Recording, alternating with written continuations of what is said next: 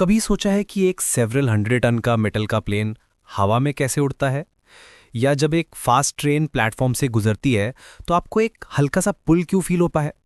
इन सब चीज़ों के पीछे एक बहुत ही एलिगेंट सा फिजिक्स का प्रिंसिपल काम करता है और उस प्रिंसिपल का नाम है बर्नौलीज थ्योरम। सिंपल शब्दों में ये थ्योरम कहता है कि जहां भी एक फ्लूइड, और फ्लूइड से मेरा मतलब है लिक्विड या गैस, कुछ भी जो बह सकता है, जहां भी एक फ्लूइड की स्पीड बढ़ती है वहां उसका प्रेशर कम हो जाता है, और जहां स्पीड कम होती है वहां प्रेशर बढ़ जाता है।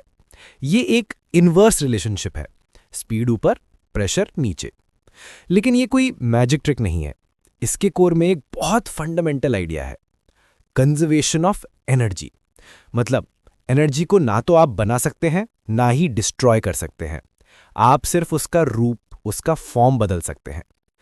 एक बहते हुए फ्लूइड के पास 3 तरह की एनर्जी होती है और बर्नौली का प्रिंसिपल कहता है कि इन तीनों का टोटल हमेशा कांस्टेंट रहता है। तो चलिए इन तीनों एनर्जीज को आराम से समझते हैं। पहली है काइनेटिक एनर्जी। ये सबसे आसान है, यह है फ्लूइड के मोशन की एनर्जी। पानी जितनी तेजी से पाइप में बहेगा या हवा जितनी तेजी से चलेगी, उसकी काइनेटिक एनर्जी उतनी ही ज्यादा होगी। सिंपल। दूसरी है पोटेंशियल एनर्जी। ये एनर्जी आती है फ्लूइड की हाइट से। अगर आपके घर में पानी की टंकी ग्राउंड फ्लोर पे है तो उसके पानी में पोटेंशियल एनर्जी कम है। वही टंकी अगर 5वीं मंजिल पे है तो ग्रेविटी की वजह से उस पानी में पोटेंशियल एनर्जी बहुत ज्यादा है। और तीसरी वो है प्रेशर एनर्जी।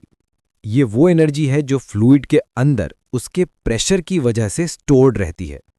इमेजिन कीजिए एक पाइप में पानी का फ्लो, उस पानी पर पीछे से कांस्टेंट पुश लग रहा है, एक प्रेशर, वही उसकी प्रेशर एनर्जी है।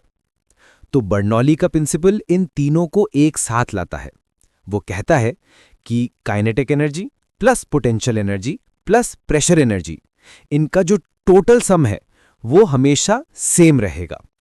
अब सोचिए एक हॉरिजॉन्टल पाइप है, मतलब हाइट सेम है, तो पोटेंशियल एनर्जी तो चेंज नहीं हो रही।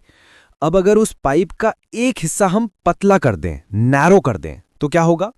पानी को वहां से तेजी से निकलना पड़ेगा, उसकी वेलोसिटी बढ़ जाएगी। वेलोसिटी बढ़ी मतलब काइनेटिक एनर्जी बढ़ गई, और क्योंकि टोटल एनर्जी को कांस्टेंट रहना है, इसलिए बढ़ी हुई काइनेटिक एनर्जी को बैलेंस करने के लिए प्रेशर एनर्जी को नीचे आना पड़ेगा। उस जगह पर प्रेशर कम हो जाएगा। यही वो कोर कॉन्सेप्ट है, स्पीड बढ़ी तो प्रेशर घटा। हालांकि इस थ्योरम के आगे एक छोटा सा स्टार बना होता है, कुछ कंडीशंस हैं। यह थ्योरम परफेक्टली काम करता है एक आइडियल फ्लूइड के लिए।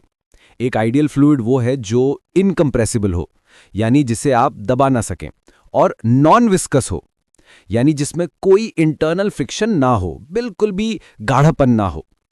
और इसके साथ फ्लो को स्टेडी होना चाहिए, मतलब फ्लूइड का फ्लो स्मूथ और प्रिडिक्टेबल हो, हर पॉइंट पर वेलोसिटी और प्रेशर टाइम के साथ बदले नहीं।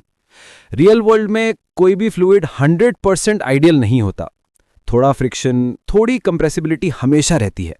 लेकिन बहुत सारी प्रैक्टिकल एप्लीकेशंस के लिए यह थ्योरम एक बहुत अच्छा अप्रॉक्सीमेशन देता है। वापस आते हैं प्लेन वाले एग्जाम्पल पर।